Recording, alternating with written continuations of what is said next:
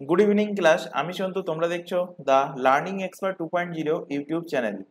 তোমাদের সামনে যে পিএসসি ক্লার্কশিপ এবং পিএসসি মিসেলেনিয়াসের এক্সামটা আসতে চলেছে, তার জন্য আজ জিকেজিএস এর উপর থেকে 45 নাম্বার ক্লাস প্রোভাইড করা হচ্ছে। তো এর আগে অলরেডি আমরা জিকেজিএস এর উপর থেকে 44টা ক্লাস কভার করে নিয়েছি এবং এর পাশাপাশি প্রিভিয়াস ইয়ার ক্লার্কশিপ এক্সামে যে কোশ্চেনগুলো এসেছিল জিকেজিএস এর উপর থেকে সেগুলো কিন্তু কভার করানো হয়ে গেছে। যদি সেই ক্লাসগুলো না দেখে থাকো, ওপরে আই বাটনে লিঙ্ক শো হচ্ছে, অথবা এই চ্যানেলের ডেসক্রিপশন বক্সটা ফলো করো, তার মধ্যে লিঙ্ক প্রোভাইড করা আছে। সেটার উপর ক্লিক করলে প্রিভিয়াস ক্লাসগুলো সেখান থেকে পরপর দেখে নিতে পারবে। তো শুরু করছি আজকের জিকেজিএস এর ক্লাস। আজকের 45 নম্বর ক্লাসের ফার্স্ট কোশ্চেন দেখো, পৃথিবীর বায়ুমণ্ডলে কার্বন ডাইঅক্সাইডের পরিমাণ কত? তো একদম ইজি কোশ্চেন, অ্যান্সার হবে 0.04%। অপশন নাম্বার সি এর সঠিক অ্যান্সার হবে। তো এখান থেকে তোমাদের কোশ্চেন দেয় যে পৃথিবীর বায়ুমণ্ডলে সব থেকে বেশি পরিমাণ আছে কোন গ্যাস? তো সব থেকে বেশি পরিমাণ আছে কোন গ্যাস? সব থেকে বেশি পরিমাণ আছে নাইট্রোজেন গ্যাস। কত পার্সেন্ট আছে নাইট্রোজেন গ্যাস?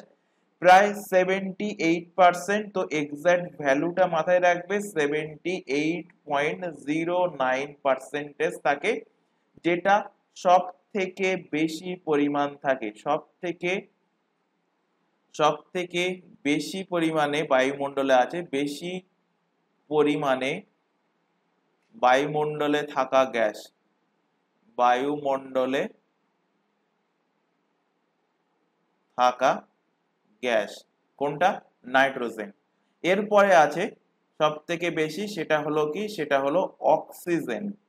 অক্সিজেন বা O2, যার সংকেত কত পার্সেন্ট থাকে? প্রায় 21%। তবে এক্সাক্ট ভ্যালু মাথায় রাখবে, 20.95% থাকে অক্সিজেন গ্যাস। এছাড়া carbon die oxide gas, CO2 gas থাকে 0.04%। এবং এছাড়া আর্গন গ্যাস থাকে, 0.93%। এবং সামান্য কিছু পার্সেন্টেজ থাকে আদার্স গ্যাস, অন্যান্য গ্যাস অল্প পরিমাণে থাকে।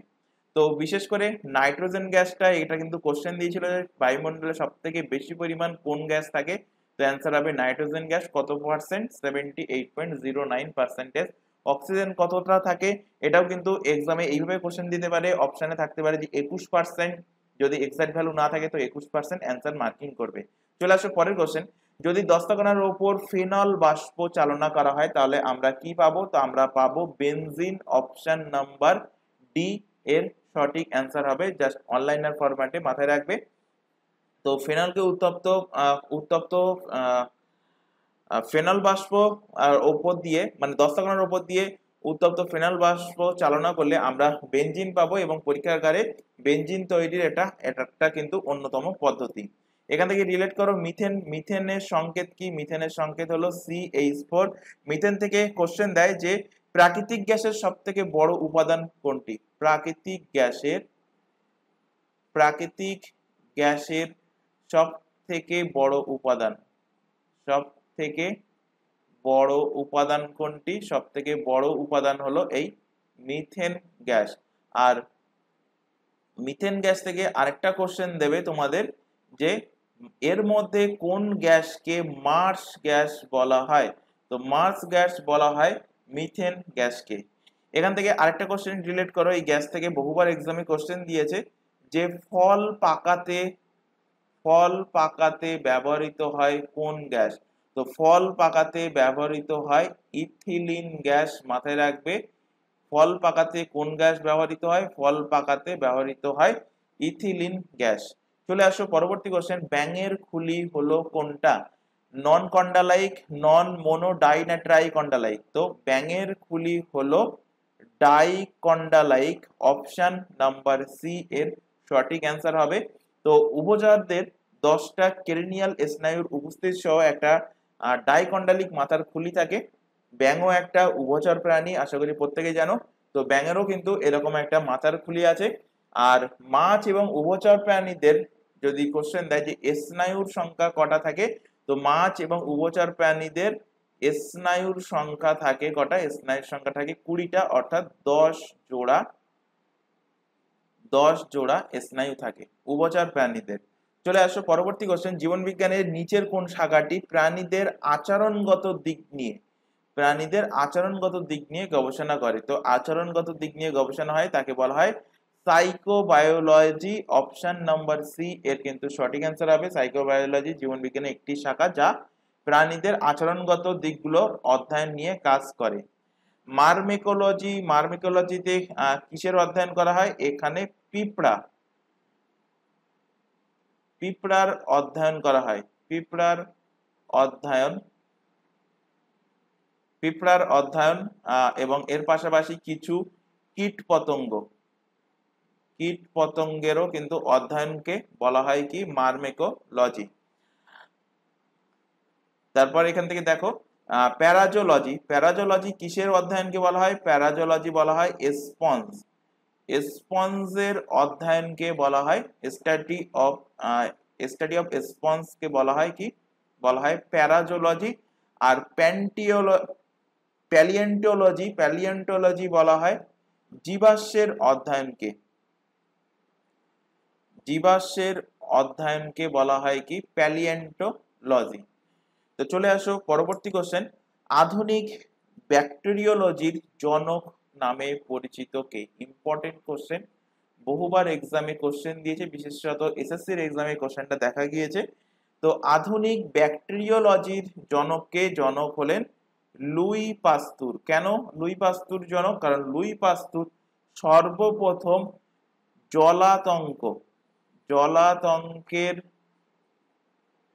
জলাতঙ্কের তিনি কিন্তু প্রতিষেধক বার করেন। জলাতঙ্ক এবং অ্যানথ্রাক্সের ভ্যাকসিন তিনি বার করেন। এই জলাতঙ্ক এবং অ্যানথ্রাক্সের ভ্যাকসিন বিকাশের মাধ্যমে লক্ষ লক্ষ জীবন বাঁচানোর জন্য এনাকে ব্যাকটেরিওলজির জনক হিসাবে বলা হয়।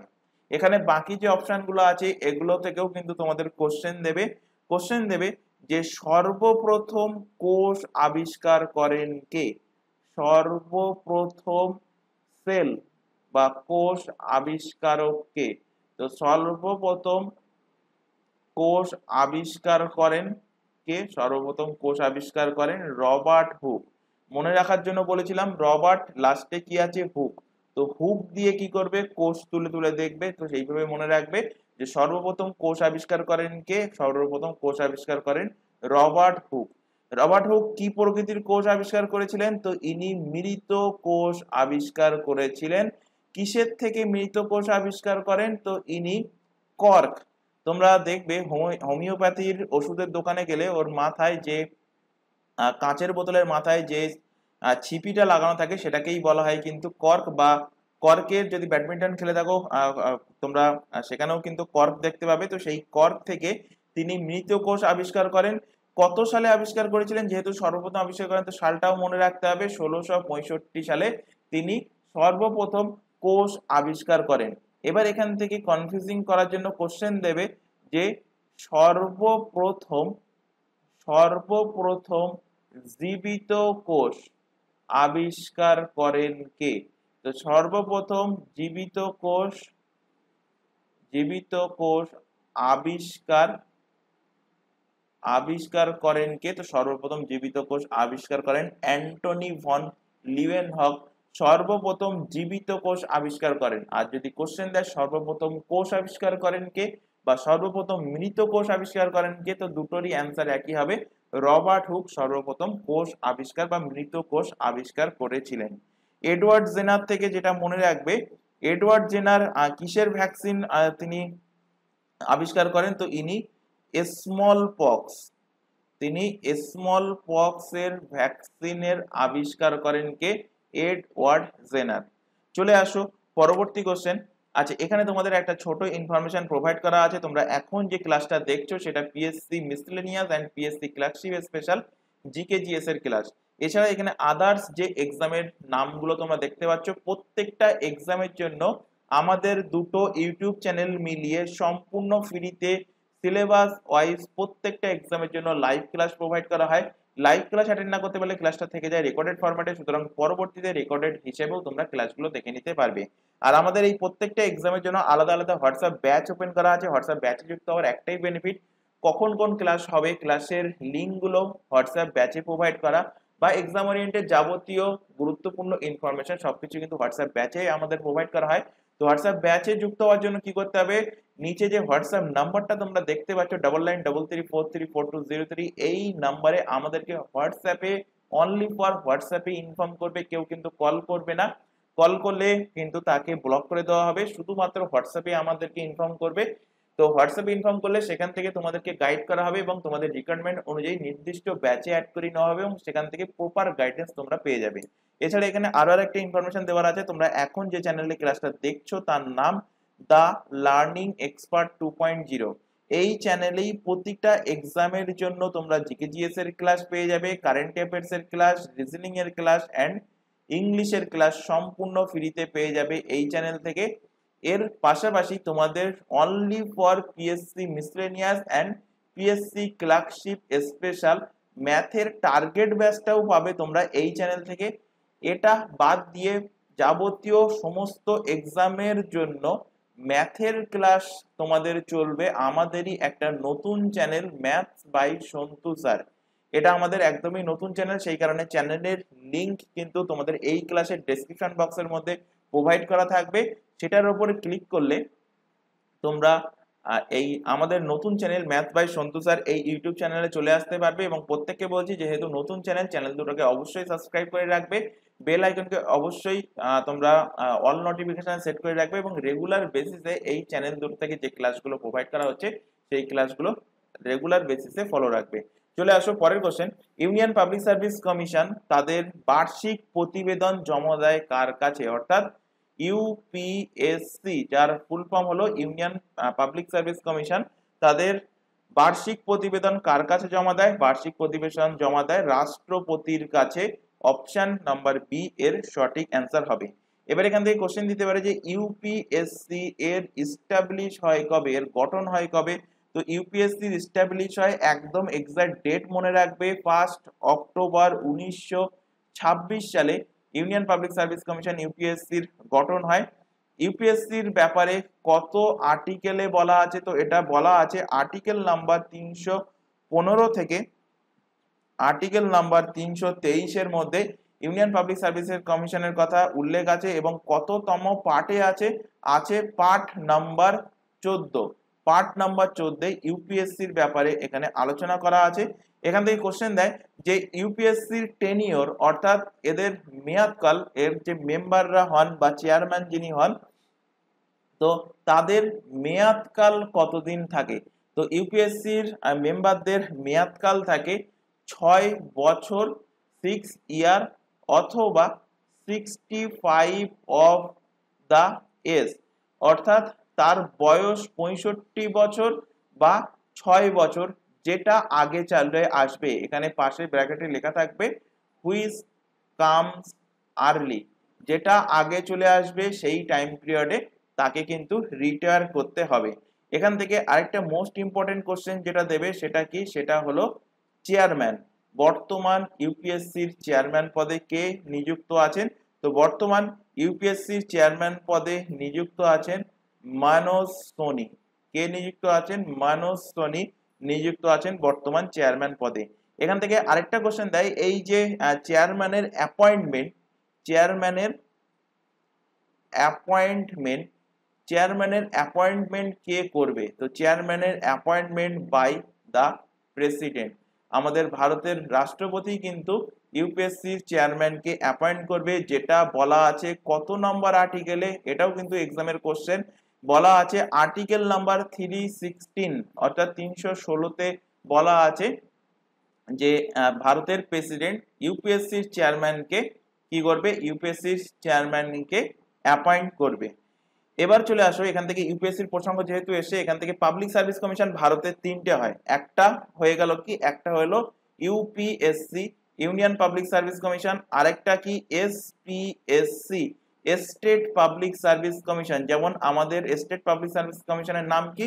স্টেটের নাম হলো ওয়েস্ট বেঙ্গল, তাই তার নাম কি? ডব্লিউবি, তারপর PSC West Bengal public service commission. তো এসপিএসসি এর ফুল ফর্ম হলো স্টেট পাবলিক সার্ভিস কমিশন। এসপিএসসির যে সমস্ত মেম্বাররা হয়, এই মেম্বারদের অ্যাপয়েন্ট কে করে? মেম্বারদের অ্যাপয়েন্ট হয় বাই গভর্নর, অর্থাৎ সেই রাজ্যের যিনি রাজ্যপাল থাকে তিনি কিন্তু অ্যাপয়েন্ট করবে। কিন্তু এই এসপিএসসির কোনো ব্যক্তিকে যদি তাড়াতে হয়, রিমুভ করতে হয়, তো রিমুভ হয় কার দ্বারা? তো রিমুভ কিন্তু গভর্নরের দ্বারা হবে না, রিমুভ করবে প্রেসিডেন্ট, ভারতের রাষ্ট্রপতি কিন্তু তাদেরকে রিমুভ করবেন। পিআর ফর কি, আমি এখানে শর্টে লিখি, যারা রেগুলার বেসিসে ক্লাস করে তারা প্রত্যেকেই জানো, পিআর ফর হলো প্রেসিডেন্ট। এবার এখান থেকে দেখো যে স্টেট পাবলিক সার্ভিস কমিশনের মেয়াদকাল জানতে চাই যে এদের টেনিওর কত। তো স্টেট পাবলিক সার্ভিস কমিশনের মেয়াদকাল হলো, এদেরও কিন্তু মেয়াদকাল 6 বছর, কিন্তু ইউপিএসসি থেকে একটু আলাদা। কোথায় একটু আলাদা? তাদের বয়সের ক্ষেত্রে 6 year or 62 of the age, অর্থাৎ তার বয়স যদি 62 বছর হয়ে যায় তাহলে কিন্তু স্টেট পাবলিক সার্ভিস কমিশন থেকে তাকে রিটায়ার করতে হবে। তো হুইচ কামস আর্লি এখানে ব্র্যাকেটে লিখে নেবে। এবার এখান থেকে দেখো যেহেতু আমাদের স্টেট কি ওয়েস্ট বেঙ্গল, অর্থাৎ ডাব্লিউবি হয়ে গেল স্টেটের নাম, তারপরে কি পাবলিক সার্ভিস কমিশন ডাব্লিউবিপিএসসি।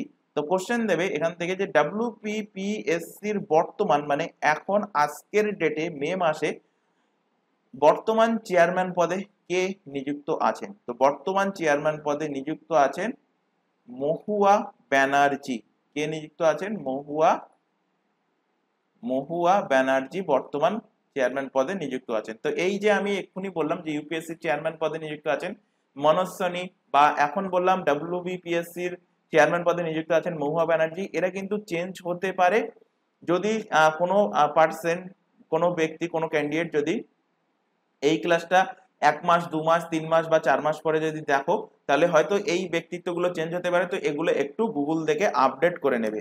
এছাড়া তাহলে দুটো পিএসসি বললাম, আরেকটা পিএসসি যেটা আছে সেটা হলো জয়েন্ট পাবলিক সার্ভিস কমিশন, অর্থাৎ জেপিএসসি। আচ্ছা এখানে লেখার জায়গা নেই, আচ্ছা এখান থেকে আমি একটুখানি নোট ডাউন করাচ্ছি, এখানে তোমরা নোট করে নাও। জেপিএসসি এর ফুল ফর্ম কি? ফুল ফর্ম হলো joint public service commission, joint public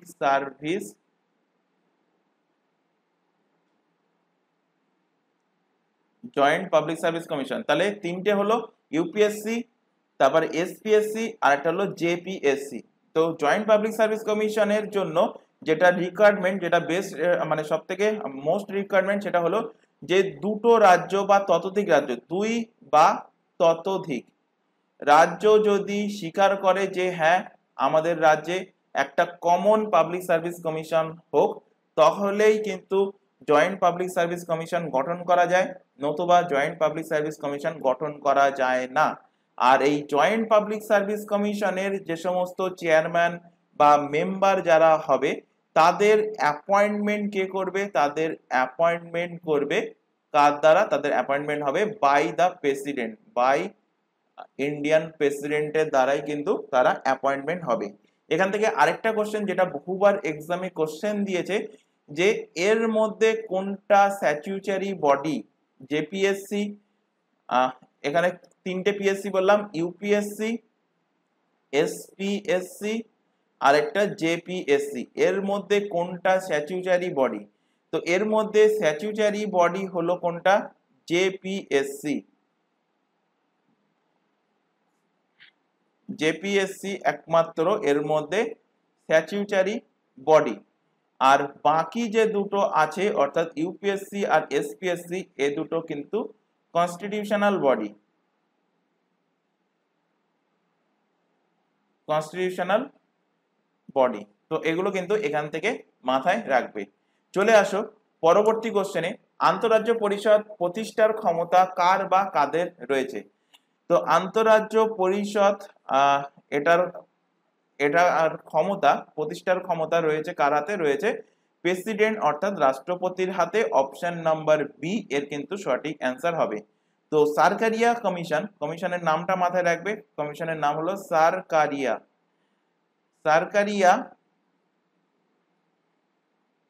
Sarkaria কমিশনের সুপারিশে রাষ্ট্রপতির আদেশে সংবিধানের আর্টিকেল নাম্বার 263 এর অধীনে স্থায়ী আন্তঃরাজ্য পরিষদ কিন্তু গঠন করা হয় এবং প্রধানমন্ত্রী নরেন্দ্র মোদী তৎকালীন যিনি প্রাইম মিনিস্টার থাকেন, এখন প্রধানমন্ত্রী নরেন্দ্র মোদী আছেন তাই মুখ দিয়ে বেরিয়ে আসলো, তো যাই হোক, তৎকালীন যিনি প্রাইম মিনিস্টার থাকবেন তিনি কিন্তু আন্তঃরাষ্ট্রীয় পরিষদের চেয়ারম্যান হবেন। তো এটা কিন্তু মাথায় রাখবে, আন্তঃরাষ্ট্রীয় পরিষদের যদি কোশ্চেন দেয় চেয়ারম্যান কে হন, তো চেয়ারম্যান হবে প্রধানমন্ত্রী, তৎকালীন প্রধানমন্ত্রী, প্রাইম মিনিস্টার। চলে আসো পরবর্তী কোশ্চেন, ভারতের সংবিধানে কোন তফসিলে কেন্দ্র রাজ্যগুলোর মধ্যে ক্ষমতার বিভাজনের কথা বলা হয়েছে? মোস্ট ইম্পর্টেন্ট, আমাদের যে 12টা শিডিউল আছে, 12টা শিডিউল, প্রত্যেকটা শিডিউল থেকেই কিন্তু কোশ্চেন আসতে পারে। যে ফার্স্ট শিডিউলে কিসের কথা বলা আছে? বলা আছে স্টেট অ্যান্ড ইউটিস কথা। কোশ্চেন দেবে 11তম শিডিউলে কিসের কথা বলা আছে? পঞ্চায়েতের কথা। কোশ্চেন দেবে পঞ্চম শিডিউলে কাদের কথা বলা আছে? বলা আছে এসসি এসটির বিশেষ অধিকারের কথা বলা আছে। তো এইভাবে কিন্তু কোশ্চেন দেবে। তো আমাদের যে 12টা শিডিউল, 12টা শিডিউলে কোনটাই কি বলা আছে সেগুলো কিন্তু আমাদের জানতে হবে। তো সেগুলো আলোচনা করবো, তার আগে অ্যান্সারটা জেনে নাও। এখানে বলেছে ভারতের সংবিধানে কোন তফসিলে কেন্দ্র রাজ্যগুলোর মধ্যে ক্ষমতা বিভাজনের কথা বলা হয়েছে? তো বলা হয়েছে সেটা 7th শিডিউল, 7ম শিডিউলে অপশন নাম্বার এ এর সঠিক অ্যান্সার। তো সেখানে কি বলা হয়েছে? সেখানে তিনটে লিস্টের কথা বলা হয়েছে। কি কি? ইউনিয়ন লিস্ট বলা হয়েছে, তাতে state list, union list, state list, আরেকটা কি বলা হয়েছে? আরেকটা বলা হয়েছে কনকারেন্ট লিস্ট। তো এই তিনটে লিস্টের কথা বলা হয়েছে কিসের? 7ম তফসিলে। তো ইউনিয়ন লিস্টে এখান থেকে কোশ্চেন দেবে যে যখন ভারতের সংবিধান লাগু হয়েছিল, অর্থাৎ 26 জানুয়ারি 1950 সালে যখন ভারতের সংবিধান লাগু হয়েছিল, তখন ইউনিয়ন লিস্টে সাবজেক্টের সংখ্যা কটা ছিল? তখন ইউনিয়ন লিস্টের সাবজেক্টের সংখ্যা ছিল 97। বর্তমানে 3টে সাবজেক্ট বেড়েছে, বেড়ে গিয়ে এখন সাবজেক্টের সংখ্যা কটা হয়েছে? এখন সাবজেক্টের সংখ্যা হয়েছে 100টা। কোশ্চেনটা কিন্তু অবশ্যই মাথায় রাখবে। কোশ্চেন কি জানতে চাইছে সেইভাবে অ্যান্সার করতে হবে, যে যখন লাগু হয়েছিল তখন সাবজেক্টের সংখ্যা জানতে চাইছে, না এখন বর্তমানে ইউনিয়ন লিস্টে সাবজেক্টের সংখ্যা জানতে চাইছে। একইভাবে স্টেট লিস্টে যখন সংবিধান লাগু হয়েছিল তখন সাবজেক্টের সংখ্যা ছিল 66টা।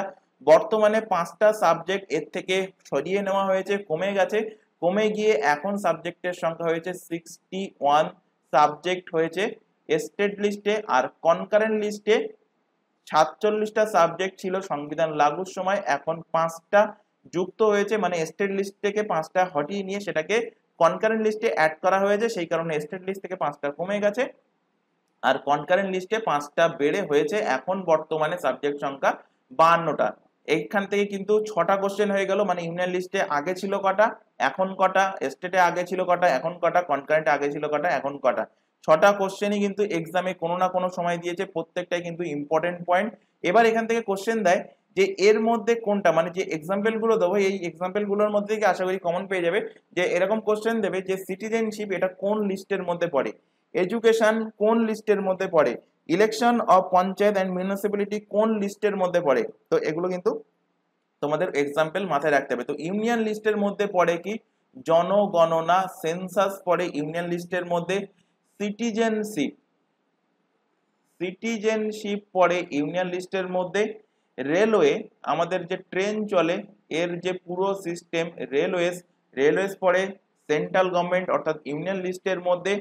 কারেন্সি, আমরা যে টাকা রুপিয়া নোট ইউজ করি সেই কারেন্সি পড়ে ইউনিয়ন লিস্টের মধ্যে। তারপর ডিফেন্স পড়ে ইউনিয়ন লিস্টের মধ্যে। তারপর ফরেন এক্সচেঞ্জ যেগুলো মোস্ট ইম্পর্টেন্ট সেই উদাহরণগুলি এখান থেকে লেখাচ্ছি, সবকিছু লেখানো সম্ভব না। তো ফরেন এক্সচেঞ্জ পড়ে ইউনিয়ন লিস্টের মধ্যে। Reserve bank of India union লিস্টের মধ্যে পড়ে। তারপরে পোস্ট অফিসও পড়ে ইউনিয়ন লিস্টের মধ্যে। তারপর ব্যাংক পড়েও কিন্তু ইউনিয়ন লিস্টের মধ্যে। তো ইত্যাদি ইউনিয়ন লিস্টের মধ্যে পড়ে, এইগুলো মনে রাখলেই হবে। স্টেট লিস্ট থেকে খেয়াল করো, স্টেট লিস্টের মধ্যে পড়ে কি? এগ্রিকালচার পড়ে স্টেট লিস্টের মধ্যে। তারপর পঞ্চায়েতের যে ইলেকশন বা মিউনিসিপ্যালিটির যে ইলেকশন, অর্থাৎ ইলেকশনস অফ পঞ্চায়েত, এই জন্য দেখবে পঞ্চায়েতের ইলেকশনে শুধুমাত্র স্টেটের যে পুলিশ, সেই পুলিশ দ্বারাই কিন্তু সেই ইলেকশনটাকে সম্পূর্ণ করা হয়, সে পঞ্চায়েত হোক বা মিউনিসিপাল হোক। তো পঞ্চায়েত অফ মিউনিসিপালিটিস অ্যান্ড পঞ্চায়েত, এটা হবে স্টেট লিস্টের মধ্যে। এছাড়া স্টেট পাবলিক সার্ভিস কমিশন, যেটা এক্ষুনি পড়ালাম, স্টেট পাবলিক সার্ভিস কমিশন, এটাও কিন্তু তোমাদের স্টেট লিস্টের মধ্যে। আর UPSC, union public service commission, এটা কিন্তু ইউনিয়ন লিস্টের মধ্যে পড়বে। এছাড়া ট্যাক্সেস অন ল্যান্ড, মানে ভূমি রাজস্ব কালেক্ট করা, taxes on land or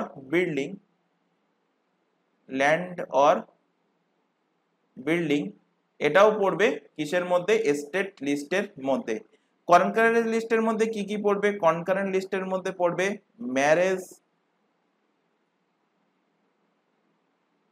marriage and তার সাথে ডিভোর্স পড়বে। প্রোটেকশন অফ, যেটা আগে স্টেট লিস্টের অন্তর্গত ছিল, protection on wild animal and birds, protection on wild animals and birds। এছাড়া কনকারেন্ট লিস্টের মধ্যে পড়বে পপুলেশন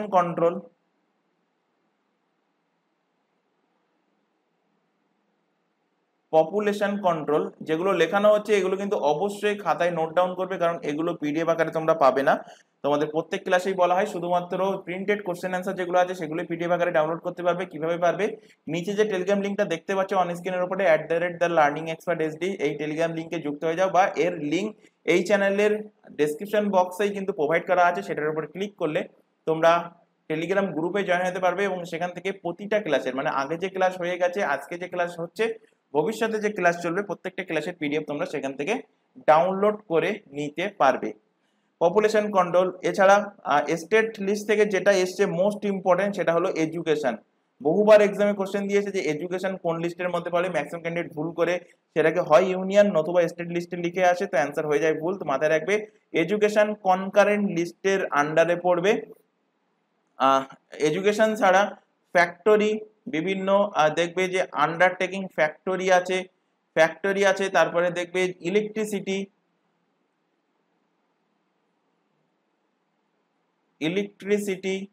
ইলেকট্রিসিটি, এগুলো কিন্তু, তারপর নিউজ পেপার, এগুলো সব কনকারেন্ট লিস্টের আন্ডারে আসে। তো কিছু এক্সাম্পল দিলাম, এগুলো মাথায় রাখবে, এর মধ্যে থেকেই আশা করি তোমাদের লিস্ট থেকে যদি কোশ্চেন দেয় তো কভার হয়ে যাবে। এবার এখানে আলোচনা করব যে 7টা শিডিউল, যে 12টা শিডিউল আছে, সেই 12টা শিডিউল নিয়ে এখান থেকে আলোচনা করব। তো ফার্স্টে এখান থেকে দেখো যে 12টা শিডিউলের মধ্যে যখন আমাদের সংবিধান লাগু হয়েছিল, অর্থাৎ 26শে জানুয়ারি, কবে লাগু হয়? 26 জানুয়ারি 1950 সালে আমাদের সংবিধান কি হয়? আমাদের সংবিধান ইমপ্লিমেন্ট হয়, সংবিধান লাগু হয়। তো যখন লাগু হয় তখন শিডিউলের সংখ্যা ছিল কটা? 8টা শিডিউল ছিল। এখন তাতে আরো 4টে শিডিউল যুক্ত হয়ে এখন শিডিউলের সংখ্যা হয়েছে 12টা। তো কোশ্চেন দেবে সংবিধান লাগুর সময় ভারতে শিডিউলের সংখ্যা কটা ছিল? সংবিধানের শিডিউলের সংখ্যা ছিল 8টা। যদি কোশ্চেন দেয় যে এখন কটা, তো অ্যান্সার হয়ে যাবে 12টা। তো কোশ্চেন কি দিচ্ছে সেই অনুযায়ী অ্যান্সার করবে। এবার এখান থেকে দেখো যে ফার্স্ট শিডিউলে কি আছে। ফার্স্ট শিডিউলে কিসের ব্যাপারে আলোচনা করা আছে? ফার্স্ট শিডিউল, তো ফার্স্ট শিডিউলে আলোচনা আছে কিসের? আলোচনা আছে স্টেটস অ্যান্ড ইউটিস, রাজ্য এবং কেন্দ্রশাসিত অঞ্চলের ব্যাপারে আলোচনা করা আছে ফার্স্ট শিডিউলে। সেকেন্ড শিডিউলে আলোচনা করা আছে কি? সেকেন্ড শিডিউলে আলোচনা করা আছে বেতন, অর্থাৎ স্যালারিজ এর ব্যাপারে আলোচনা করা আছে সেকেন্ড শিডিউলে।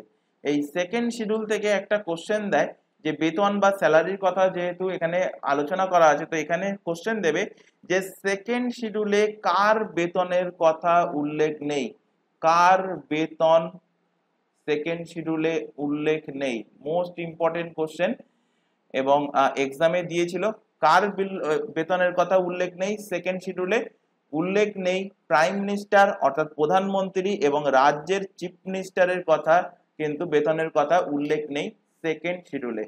চলে আসো থার্ড শিডিউল। থার্ড শিডিউলের কথা কি বলা আছে? থার্ড শিডিউলে বলা আছে শপথ গ্রহণ। তাহলে এখানেই দেখতে পাচ্ছ যে সংবিধান যখন তৈরি হয়েছিল প্রথমে রাজ্য এবং ইউটিসের কথা, তারপরে আগে নিজের বেতনের কথা, তারপরে বেতন নিয়ে শপথের কথা উল্লেখ আছে থার্ড শিডিউলে। তো যাই হোক, শপথ থেকেও একটা কোশ্চেন দেবে যে থার্ড শিডিউলে যে শপথের কথা উল্লেখ আছে এর মধ্যে কার শপথের কথা উল্লেখ নেই? এর মধ্যে কার কার শপথের কথা কার শপথের কথা উল্লেখ নেই?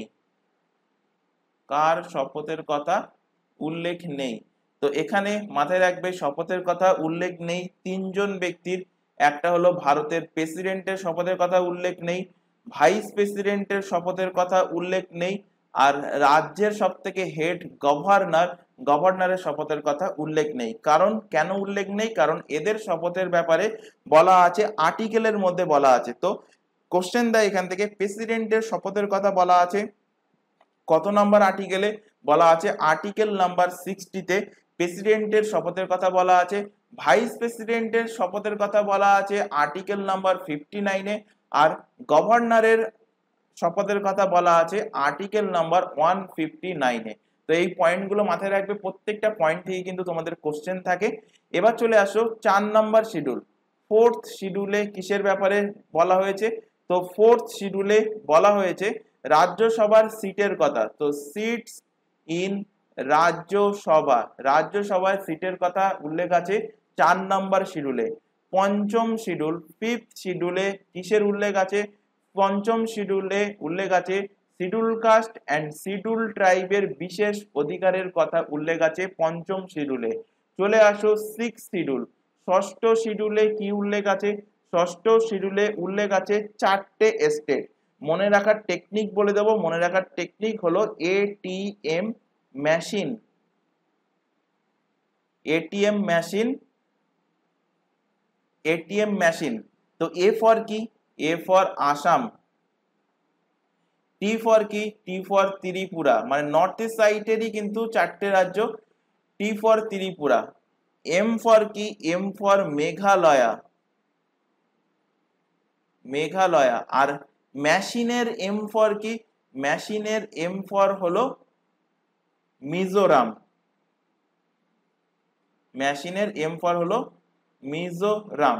তো এই 4টে স্টেটের যে সমস্ত ট্রাইবরা আছে, যে সমস্ত উপজাতি অর্থাৎ যে সমস্ত ট্রাইবরা আছে তাদের বিশেষ ক্ষমতা, বিশেষ অধিকারের কথা বলা হয়েছে কত নম্বর শিডিউলে? 6 শিডিউলে বলা হয়েছে। চলে আসো 7 শিডিউল। 7 শিডিউল এক্ষুনি আলোচনা করলাম 3টে লিস্ট কি কি? ইউনিয়ন লিস্ট, স্টেট লিস্ট, আরেকটা কি বললাম? Concurrent list.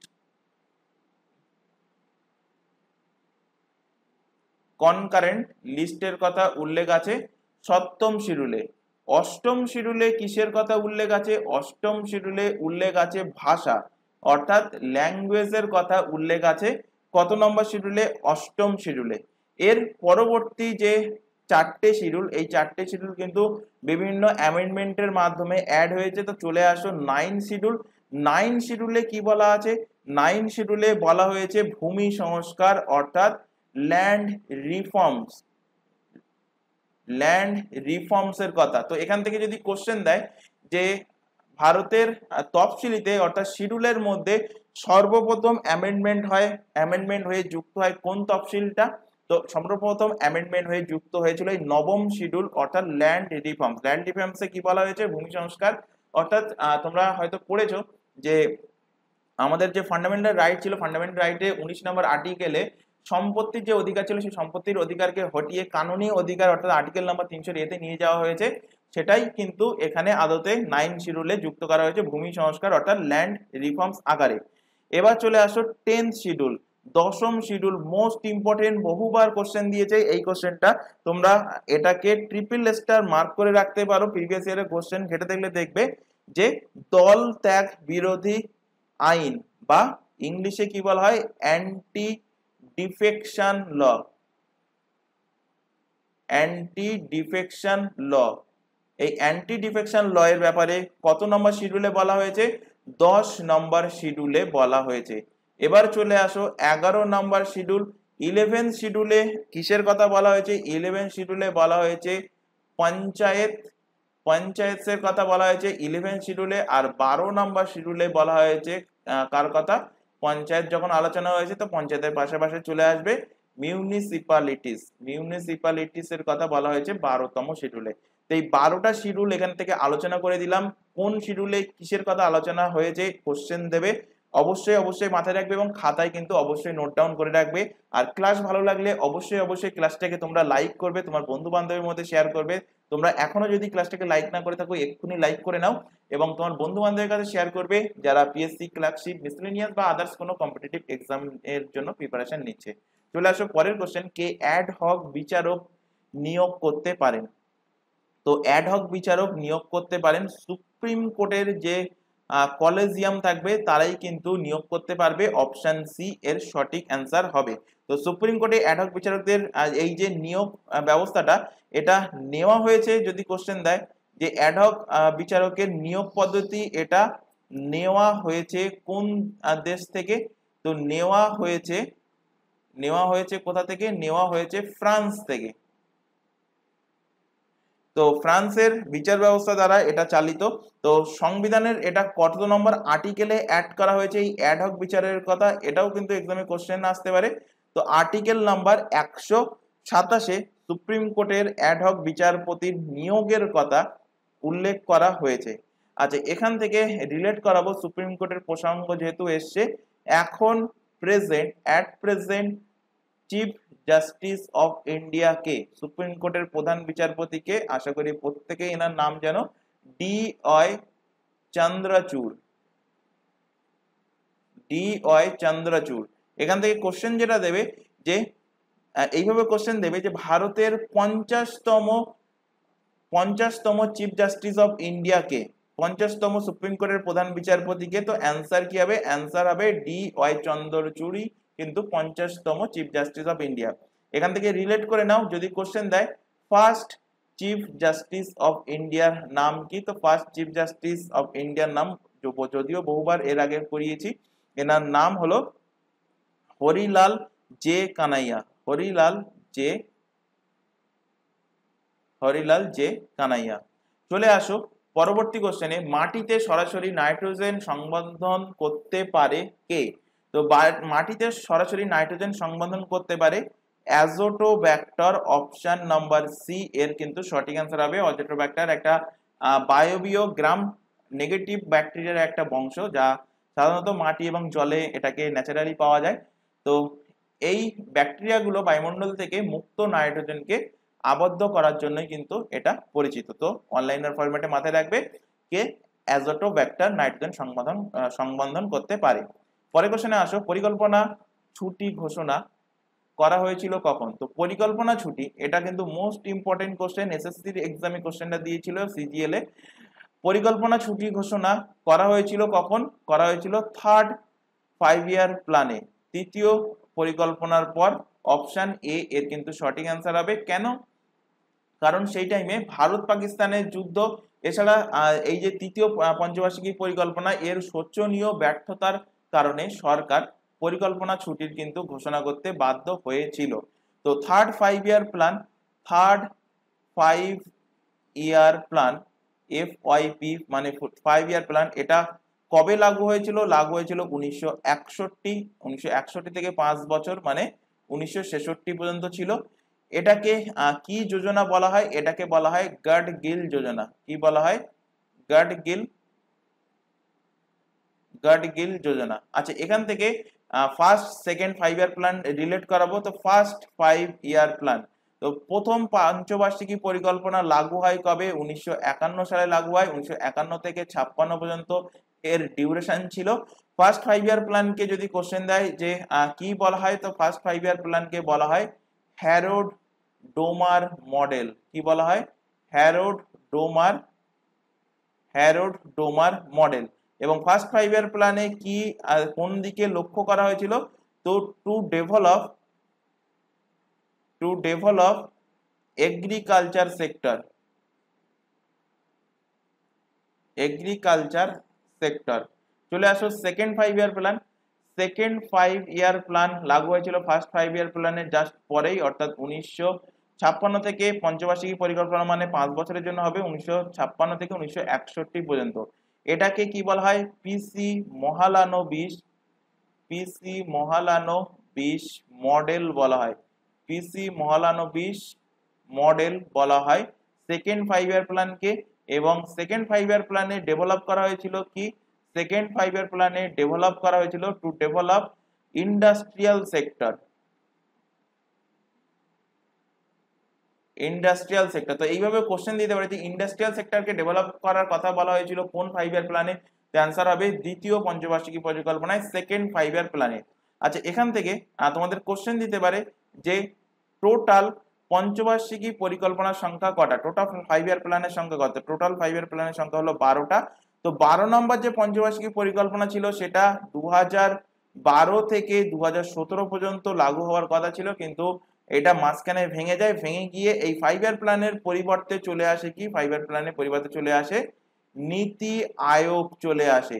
এবং এখান থেকে কোশ্চেন দেবে যে নীতি আয়োগ কবে লাগু হয়েছিল? নীতি আয়োগ লাগু হয় 1 জানুয়ারি 2015 সালে নীতি আয়োগের কিন্তু স্থাপন হয়েছিল, নীতি আয়োগের সূচনা হয়েছিল। এবং নীতি আয়োগের যিনি চেয়ারম্যান তিনি হলেন তৎকালীন যিনি প্রাইম মিনিস্টার থাকবেন তিনি, অর্থাৎ বর্তমানে প্রধানমন্ত্রী নরেন্দ্র মোদী নীতি আয়োগের চেয়ারম্যান পদে নিযুক্ত আছেন।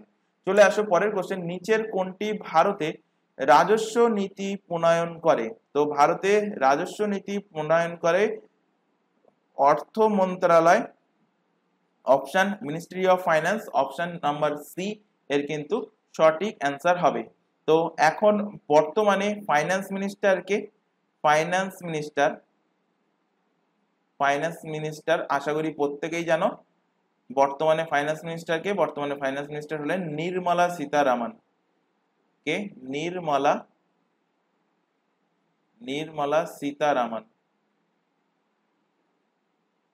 সীতারামন হলেন বর্তমান ফাইন্যান্স মিনিস্টার।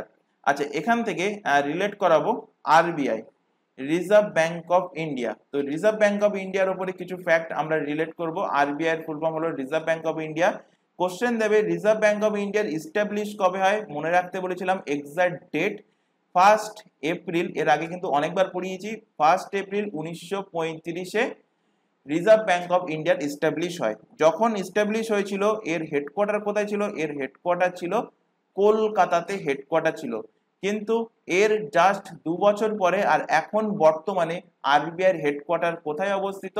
আরবিআই এর হেডকোয়ার্টার এর জাস্ট 2 বছর পরে 1937 সালে কলকাতা থেকে স্থানান্তর হয় এবং সেখানেই বর্তমান হেডকোয়ার্টার অবস্থিত। সেটা কোথায়? সেটা হলো মুম্বাইতে। তো মুম্বাইতে আরবিআই এর বর্তমান হেডকোয়ার্টার অবস্থিত এবং যেটা 1937 সালে কলকাতা থেকে স্থানান্তর হয়ে চলে এসেছিল। এখান থেকে কোশ্চেন দেবে এই যে আরবিআই এর গঠন হয় কোন কমিশনের সুপারিশে? তো by Hilton Young commission, by Hilton Young কমিশনের সুপারিশে কিন্তু আরবিআই এর গঠন হয়। আরবিআই থেকে কোশ্চেন দেবে যে আরবিআই এর ফার্স্ট গভর্নর কে? আরবিআই এর ফার্স্ট গভর্নর কে? তো আরবিআই এর ফার্স্ট গভর্নর হলেন ওসবোর্ন স্মিথ হলেন আরবিআই এর ফার্স্ট গভর্নর।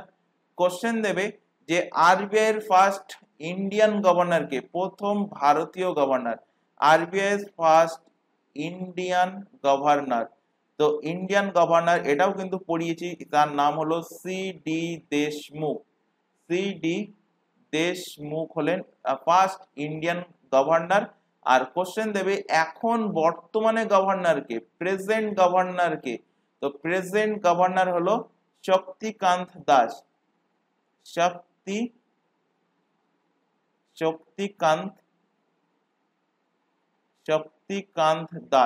শক্তিকান্ত দাস থেকে আরেকটা ফ্যাক্ট মাথায় রাখবে, ইনি 2023 সালে governor of the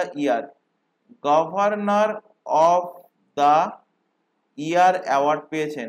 governor of the year award পেয়েছেন কে? শক্তিকান্ত দাস। আচ্ছা, আরবিআই থেকে আরেকটা কোশ্চেন তোমাদের করাবো যে বর্তমানে present repo rate, present repo rate, repo rate as per April, এপ্রিলের আপডেট অনুযায়ী এখন বর্তমান রেপো রেট কত? 6.50%। এটা কিন্তু পরবর্তীতে চেঞ্জ হতে পারে যখন তোমরা ক্লাস দেখবে। সাপোজ ধরো কোনো ক্যান্ডিডেট এখান থেকে 1 মাস 2 মাস পরে ক্লাস দেখছো, রেপো রেট চেঞ্জ হতে পারে, সেটা কিন্তু গুগল দেখে অবশ্যই আপডেট করে নেবে। অর্থ কমিশন, অর্থ কমিশন থেকে এখান থেকে রিলেট করাবো, কোশ্চেন দেয় যে অর্থ কমিশনের টোটাল মেম্বার হয় কতজন? তো টোটাল মেম্বার হয় 5 জন। 5 জন কে একজন হলো চেয়ারম্যান অর্থ কমিশনের, আর একজন 4 আদার মেম্বার, 4 আদার মেম্বার, মানে 4 জন কিন্তু আলাদা মেম্বার থাকে। তো কোশ্চেন দেবে যে বর্তমানে অর্থ কমিশনের চেয়ারম্যান পদে কে নিযুক্ত আছেন? তো তার নাম হলো অরবিন্দ, অরবিন্দ নট কেজরিওয়াল, অরবিন্দ হলো পানাগারিয়া, অরবিন্দ পানাগারিয়া। এবং ইনি কততম অর্থ কমিশন? ইনি 16তম, 16th অর্থ কমিশন হলেন অরবিন্দ পানাগারিয়া। চলে আসো পরবর্তী কোশ্চেন, ভারতের কোন রাজ্যের মাথাপিছু আয় সবচেয়ে বেশি? তো মাথাপিছু আয় সব থেকে বেশি গোয়া রাজ্যের, অপশন সি এর সঠিক অ্যান্সার। তো গোয়া থেকে কিছু ফ্যাক্ট রিলেট করাবো। গোয়ার ক্যাপিটাল কি? গোয়ার ক্যাপিটাল হলো পানাজি, পানাজি গোয়ার ক্যাপিটাল। গোয়ার বর্তমান চিফ মিনিস্টার পদে কে নিযুক্ত আছেন? নিযুক্ত আছেন প্রমোদ সাওয়ান্ত, প্রমোদ সাওয়ান্ত। এবং গভর্নর পদে কে নিযুক্ত আছেন গোয়াতে? PS শ্রীধরন পিল্লাই,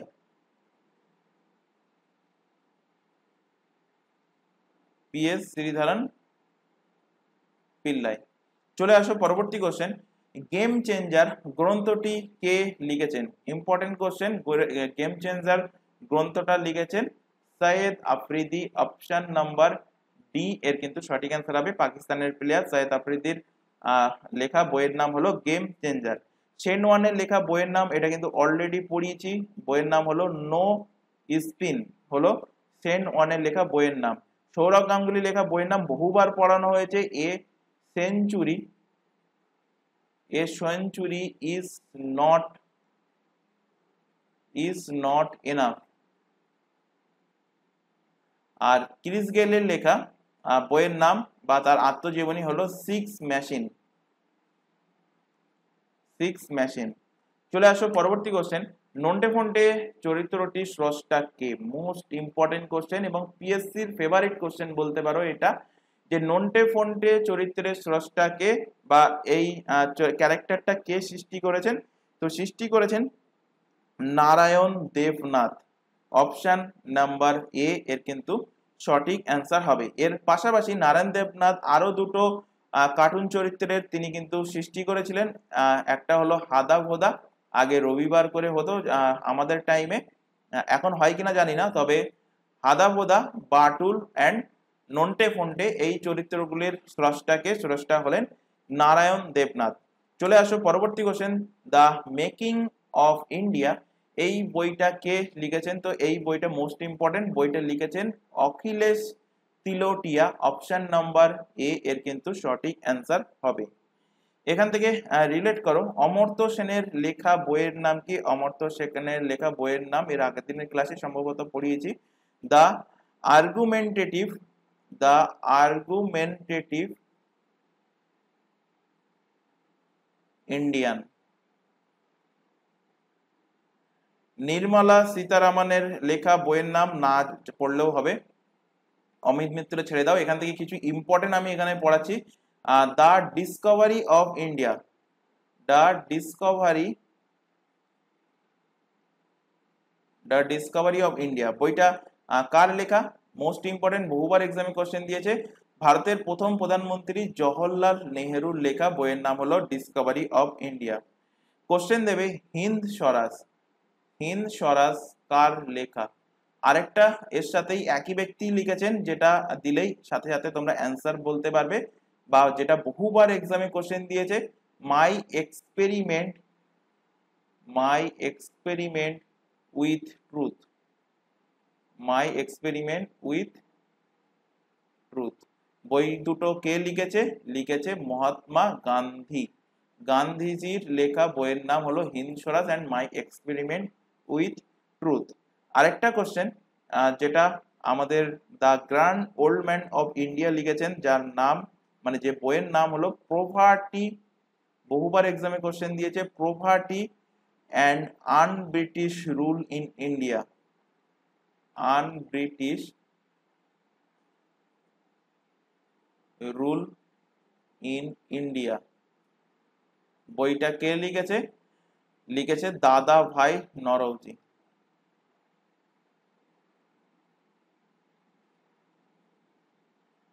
দাদা ভাই নরওজি লিখেছেন the poverty and un-British rule in India. চলে আসো পরবর্তী কোশ্চেন।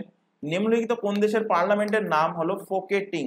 ফোকেটিং কোন দেশের পার্লামেন্টের নাম? তো এটা হলো ডেনমার্কের পার্লামেন্টের নাম হলো ফোকেটিং, অপশন ডি এর সঠিক অ্যান্সার। ইরানের পার্লামেন্টের নাম হলো মজলিস, মজলিস হলো ইরানের পার্লামেন্টের নাম। নরওয়ের পার্লামেন্টের নাম হলো স্টারটিং, স্টারটিং হলো নরওয়ের পার্লামেন্টের নাম। আর ইসরায়েলের পার্লামেন্টের নাম হলো নেসেট, নেসেট হলো ইসরায়েলের পার্লামেন্টের নাম। আরেকটা তোমাদের কোশ্চেন দেয় যে ভারতের পার্লামেন্টের নাম কি? ইন্ডিয়ার পার্লামেন্টে, তো ইন্ডিয়ার পার্লামেন্টকে কি বলা হয় দেখবে? সংসদ বলা হয়, সংসদ। সংসদ হলো ইন্ডিয়ান পার্লামেন্টের নাম। কোশ্চেন দিতে পারে যে জাপান, জাপানের পার্লামেন্টের নাম কি? সম্ভবত পড়িয়েছি কোশ্চেনটা। জাপানের পার্লামেন্টের নাম হলো ডায়েট। আর আরেকটা মাথায় রাখবে, রাশিয়া, রাশিয়ার পার্লামেন্টের নাম হলো ডুমা, ডুমা হলো রাশিয়ার পার্লামেন্টের নাম। চলে আসো পরবর্তী কোশ্চেনে। সম্প্রতি আইএসও এবং ড্যাশ অংশীদারিত্ব করছে এসডিজিএস এর লক্ষ্য অর্জনের জন্য। তো সম্প্রতি আইএসও এবং UNDP, United Nation development programme, অংশীদারিত্ব করছে এসডিজিএস এর লক্ষ্য অর্জনের জন্য। তো অপশন নাম্বার এ এর কিন্তু সঠিক অ্যান্সার হবে। এখান থেকে বাকি যে অপশনগুলো আছে এগুলো সম্বন্ধে তোমাদের রিলেট করাবো, কারণ এখান থেকে কোশ্চেন দিয়েছিল ইউনেস্কো, ইউএনইএসসিও, ইউনেস্কোর ফুল ফর্ম বহুবার তোমাদের পড়িয়েছি, আবারও এখান থেকে লিখে দিচ্ছি, UN for United Nations, E for educational,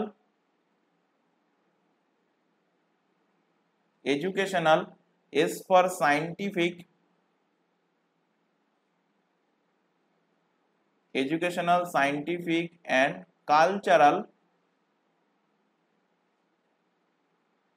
cultural organization।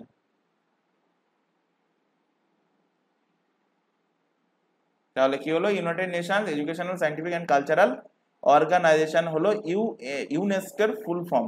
Question দেবে ইউনেস্কোর ইস্টাবলিশ হয় কবে? তো ইউনেস্কোর ইস্টাবলিশ হয়, সালটা মাথায় রাখবে, ডেট না মনে রাখলে হবে।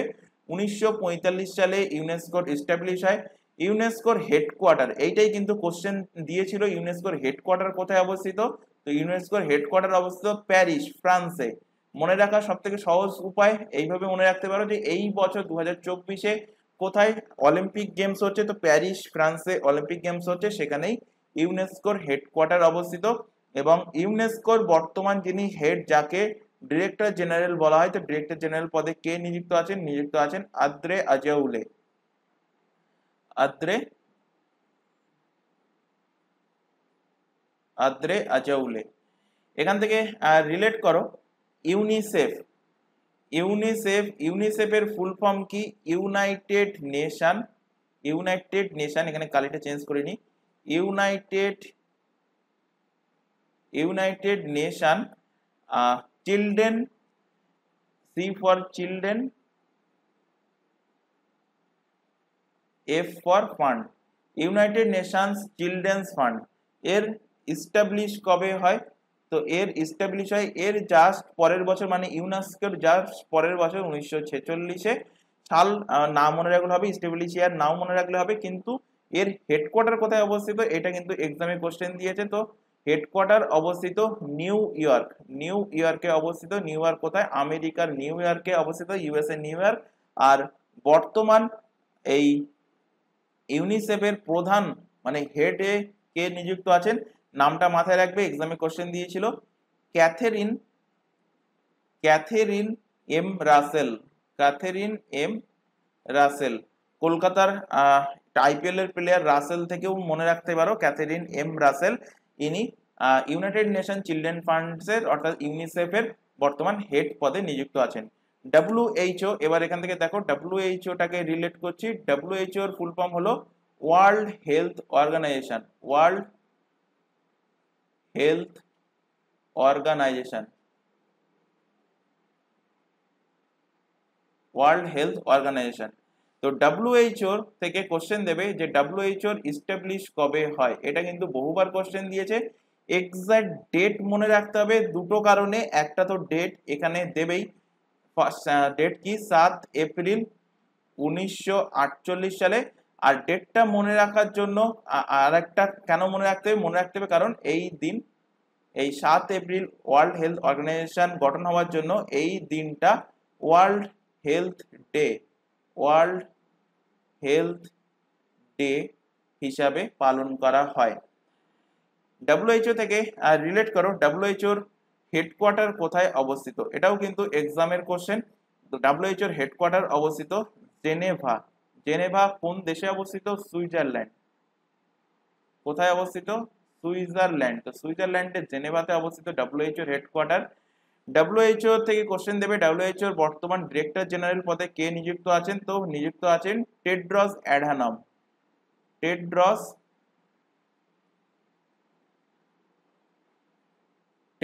অ্যাডহানম। এইটুকুনি মনে রাখলেই হবে, ফুল নামও মনে রাখতে পারো, সেটা তোমাদের ইচ্ছা। টেড্রস অ্যাডহানম গেব্রিয়েসুস, নামও উচ্চারণ করা কঠিন, যাই হোক মনে রাখতে হবে যেহেতু এক্সাম আছে তোমাদের। তো WHO এর ডিরেক্টর জেনারেল পদে নিযুক্ত আছেন, এইটুকুই মনে রাখবে, টেড্রস অ্যাডহানম। চলে আসো পরবর্তী কোশ্চেন।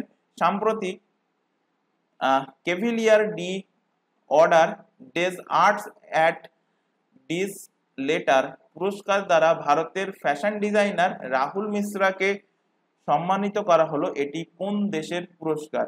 তো এটা কোন দেশের পুরস্কার, এটা হলো ফ্রান্সের পুরস্কার। জাস্ট অনলাইনার ফরম্যাটে মাথায় রাখবে, অপশন বি এর সঠিক অ্যান্সার হবে। ফ্রান্সের ক্যাপিটাল এক্ষুনি পড়ালাম, ফ্রান্সের ক্যাপিটাল কি, ফ্রান্সের ক্যাপিটাল হলো প্যারিস। তো কারেন্সি কি, যেহেতু প্যারিসে এই বছর 2024 সামার অলিম্পিকের আয়োজন আছে, তো কারেন্সি কি, কারেন্সি মনে রাখবে। ফ্রান্স একটা কিন্তু ইউরোপিয়ান কান্ট্রি, তো সেখান থেকে ইউরোপিয়ান কান্ট্রির কারেন্সি হয় ইউরো। ফ্রান্সের বর্তমান প্রাইম মিনিস্টার পদে কে নিযুক্ত হয়েছেন, 2024 কিন্তু নিযুক্ত হয়েছে, সেই কারণে নামটা মাথায় রাখবে, নাম হলো গ্যাব্রিয়েল আটাল, গ্যাব্রিয়েল আটাল হলো প্রাইম মিনিস্টার। আর প্রেসিডেন্টের নাম আশা করি প্রত্যেকেই জানো, প্রেসিডেন্ট হলেন ইমানুয়েল ম্যাক্রন, প্রেসিডেন্ট হলেন ইমানুয়েল ম্যাক্রন। চলে আসো পরবর্তী কোশ্চেন এবং আজকের ক্লাসের লাস্ট কোশ্চেন। দ্বিতীয় রাজ্য হিসেবে, কোশ্চেনটা ভালোভাবে খেয়াল করো, বলছে দ্বিতীয় রাজ্য হিসেবে কাস্ট সার্ভে বা কাস্ট সেন্সাস চালু করলো কে? তো দ্বিতীয় রাজ্য হিসাবে কাস্ট সেন্সাস বা কাস্ট সার্ভে চালু করেছে অন্ধ্রপ্রদেশ সরকার, অপশন নাম্বার ডি এর কিন্তু সঠিক অ্যান্সার হবে। আর যদি কোশ্চেন দিত ফার্স্ট কাস্ট সেন্সাস করেছে কে? ফার্স্ট কাস্ট সেন্সাস করেছে বিহার রাজ্য। তো ফার্স্ট কে করেছে? ফার্স্ট করেছে বিহার, আর সেকেন্ড চালু করেছে কে? অন্ধ্রপ্রদেশ সরকার। তো আজকের ক্লাসে তোমাদের এই 20টা কোশ্চেন রাখা ছিল, আশা করি প্রত্যেকটা কোশ্চেন তোমাদের ক্লিয়ার হয়েছে। যদি কোথাও কোনো কোশ্চেনে ডাউট থেকে থাকে তো অবশ্যই কমেন্ট বক্সে কমেন্ট করে জানাবে। আর ক্লাস ভালো লাগলে অবশ্যই ক্লাসটাকে লাইক করবে, তোমার বন্ধু বান্ধবের মধ্যে শেয়ার করবে যারা পিএসসি ক্লার্কশিপ, মিসেলেনিয়াস বা আদার্স কম্পিটিটিভ এক্সামের জন্য প্রিপারেশন নিচ্ছে। তো আজকের ক্লাস আমরা এখানে শেষ করছি, আজকের ক্লাস এই পর্যন্ত। নেক্সট দেখা হবে পরবর্তী ক্লাস নিয়ে। Thank you.